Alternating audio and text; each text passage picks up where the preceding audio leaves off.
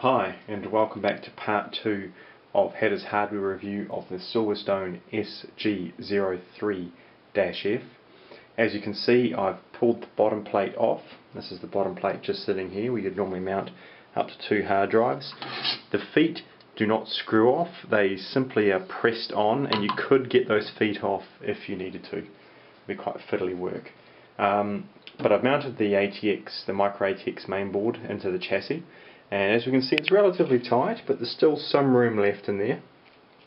There's an optional mount point just down here. What it is, it's an adjustable screw that can either be mounted in one of 2 positions, and you want to make sure you've screwed it to the right position you need. Now, the main thing you'll be interested in at this point in time is the clearance between the ATX mount point and your CPU. Now, I've measured that, and it's come out at 85 millimeters or 3.34 inches. That'll still leave a couple of mil gap between the top of your CPU cooler and the ATX power supply. So you don't want to exceed 85 millimeters for your CPU fan or 3.34 inches, and you'll be fine. I'll come back to you when the case is more complete. Cheers. So installation has proceeded reasonably well, except at this point in time I need to recommend that you pull the front fans out as per instructions in the guide. They just clip in here, and the whole thing rotates and pulls forward, because you need that access to be able to get in and press down on your ATX power supply connector. These are always very stiff, and the fans are very tight up against it, and you can't really do it without getting in there to it. Also, at this point I recommend you connect your power supply to your CPU as well, and then you can start to worm that power supply in, and the power supply sits on this bracket here. So we'll come back to that in a minute. Okay, so we're nearly there in terms of putting it all together. Just make sure that before you attach the power supply to the chassis, that you also feed through your power and SATA leads to your ROM drive. The problem there is, because that's buried so deep back, it's very hard to get your hand into and actually push those leads into place. So yes, make sure they're in place. I've managed to actually sneak a very long SATA lead just down the edge here before I tightened up that power supply. So I think that's worked out quite well actually. And then it sneaks around the back here to the motherboard.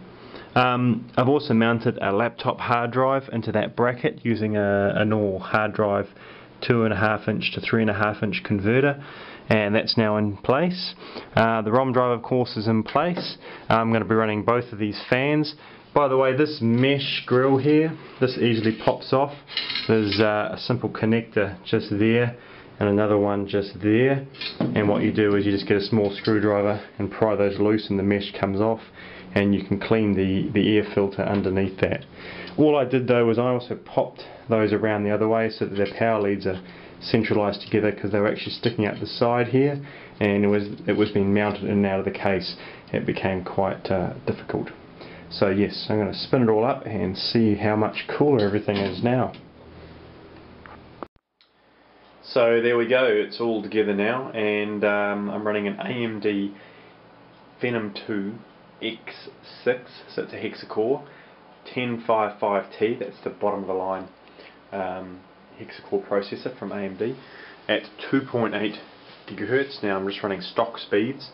I'm finding with Prime 95 the case is currently putting out temperatures of about 68 degrees. The only thing I've done to avoid the AMD fan being annoying is I've just quickly hacked in one of my spare variable resistors for controlling CPU speed, and I've just wound that to a particular setting, and it's roughly about between 2 and 3000 RPM, and I'm getting to about 68 degrees when the CPU is working hard in Prime 95. I did try rotating the power supply so the fan was facing the CPU and pulling air away from it, but I found that with the stock cooler from AMD, the overriding force of the bigger fan actually created a higher temperature, I believe. So I'm thinking about getting the Silverstone NT06-E. That's the fanless static heatsink that Silverstone recommends for this case, or the other SFF chassis. And if I do get that and find it's remarkably cooler or just of interest, I'll post another video to follow that up. So yeah, basically we're looking at about 60 degrees.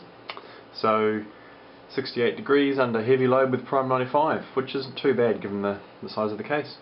So until next time, thanks for taking the time to watch this, and I hope you found it helpful, and I'll catch you around. Cheers.